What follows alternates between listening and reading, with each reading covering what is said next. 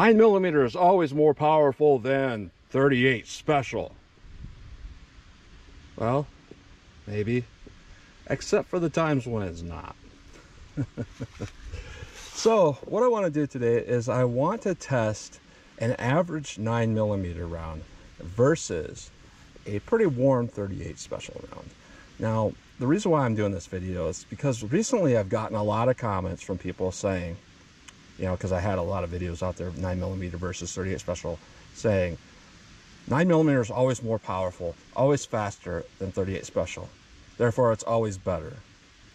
Well, I wanted to kind of put that to the test. So I brought out some 9mm ammo that is pretty much typical. It's pretty much typical. And Buffalo Bore's website showed this. This is a 115 grain XTP bullet. It showed it, you know, just a little bit below 400 foot-pounds. That's pretty typical and average. With our 38 special, you know, the ratings are kind of weird because they kind of list them through snub noses and stuff, but our rating was decent with our 38 special, and we have also an XTP bullet. So a 115 grain XTP, which is pretty much standard, versus a 125 grain XTP. So a lot of people get the misconception also that when I do these versus tests, I'm like, versus, as if it's competition, and I'm telling you my load choice is better than your load choice, and it's this competition, and I get all these young guys on here mad about showing stuff against 9mm. That's not what it is about. Versus, as in contrast to something. 38 special is very popular. 9mm very popular. In contrast to, what do we get? So I am going to go through the chronograph, see what kind of velocity and accuracy I get with these particular rounds, and I'm going to do my 10% clear ballistic test, which contains 4 layers of denim, followed by 3 inches of clear ballistics to represent our pectoral muscle, followed by a 1/4 inch medium density fiberboard to represent hitting like ribs or sternum, and to more clear ballistics. I'll do a shot with it and without it, because without it, it's kind of like a gut shot, your average tissue density that clear ballistics shows, versus with that to represent like ribs or sternum. And then I'm going to shoot from 25 yards just to kind of see what kind of overall practical accuracy we can get between 9mm and 38 special. So let's get started with this test. All right, first up, we're going to chronograph the 9mm. I am about 4 yards from the chronograph, 5 yards from the target. And by the way, I'm using my 5-inch M&P, which will really give us max velocity with this round, versus our 4-inch revolver, because we have pretty much identical bullet travel in those particular guns, and they're about the same size. So 9mm 115 grain, let's see what we get. 1218, 1232, 1219, 1230,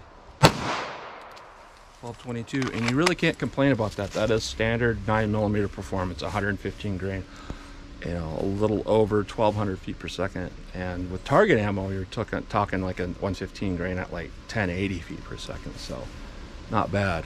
Let's see what we got with our 38 special. All right, 38 special, 125 grain, so 10 grains heavier of a bullet. Can we match or even come close to that velocity there with 38 special? Let's see what we get. 1276, 1278, 1296, 1297, 1286. So 9mm always more powerful than 38 special. Not exactly. Let's hit our ballistics gel block and see what we get with these rounds. All right, our 9mm with that XTP bullet. Let's see what we get through our MDF.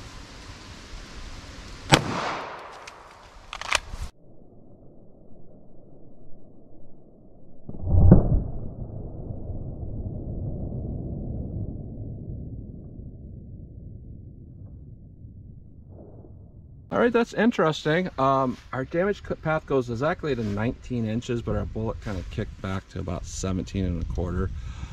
That's interesting. I don't know what to say. Let's try it without our MDF. I'm not sure what happened here. It does appear that in the first 3 inches we got moderate expansion, just by the way that punched that hole through. So let's try it without this for a quote-unquote gut shot and see what we get. All right, I'm going to go above that for our gut shot. We'll see how it compares to our MDF shot.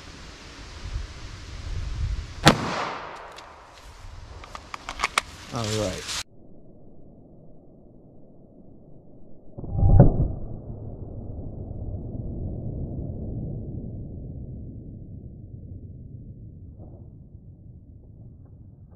So that's interesting because we got identical everything, which is not typical for the MDF versus not having the MDF. We got some bullet bounce back, but hey, you can't fault it for consistency because that seems really consistent. Let's see how our 38 does. All right, 38 special through our 4 layers of denim, 3 inches of clear ballistics, 1/4 inch MDF. Let's see what we get.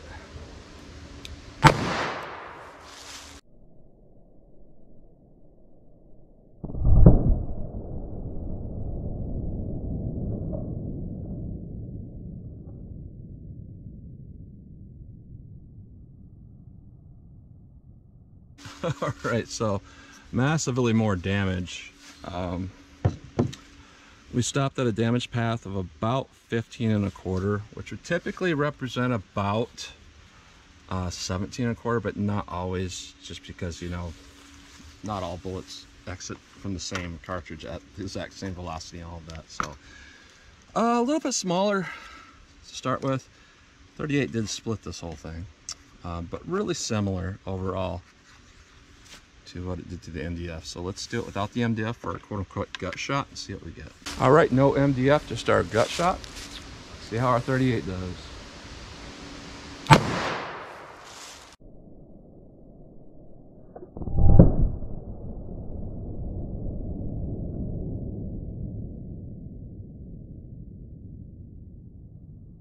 All right, massive amount of damage. We stopped at 18.5. It looks like, let's slide this back to line it up exactly right here. Exactly 18. So we're within protocol. It looks like we have more damage, all of that. So that's pretty good. Let's shoot from 25 yards, see what kind of practical accuracy we can get. All right, 25 yards from my full-size steel silhouette. First up, I'm going to shoot the 38 special because I want to kind of prove a point here when I move on to the 9mm. So 38 special, aim center mass, see what I can get.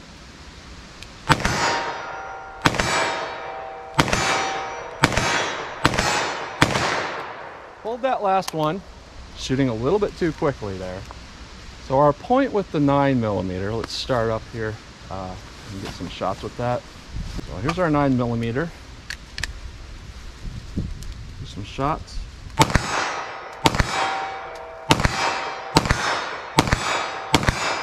Now our point with the 9mm is at this point, you have to reload with our 38 special, but we still got some in our 9.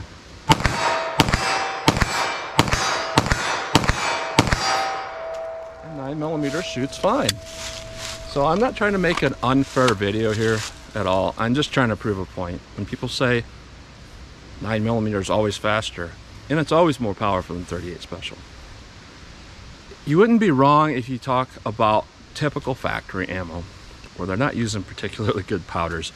They're loading 38 special to what people expect, and it's pretty low end. But when you stay within SAAMI specs and everything like that, and you use the right powder like Buffalo Bore does, you can get some pretty decent loads for 38 special that are not always less powerful than 9mm. And with our standard run-of-the-mill 9mm, what we got there was okay performance, very low recoil, a lot of rounds capacity. Now, you could go back and forth talking all day about capacity. You know, statistical shootings are you need 3 rounds, and then the guy that carries a 9mm says, I don't want to be in statistical data. I want to make sure I have more than enough. And people will say, well, anybody that's been in a gunfight, they're going to want more rounds. And we're talking a good, reliable 9mm pistol. I could kind of see that. But when we're talking other calibers versus a revolver, maybe not so much, because some calibers do want to jam a little bit more than others in semi-automatics. But, you know, I could see this going either way with these two cartridges. And I feel like they really are an even trade-off between 38 special and 9mm. They're the most popular. They're the easiest to get ammo to practice with. And when you use good defensive ammo, both are capable. So that's what you get today. So as always, comment, share, and like. And thanks for watching.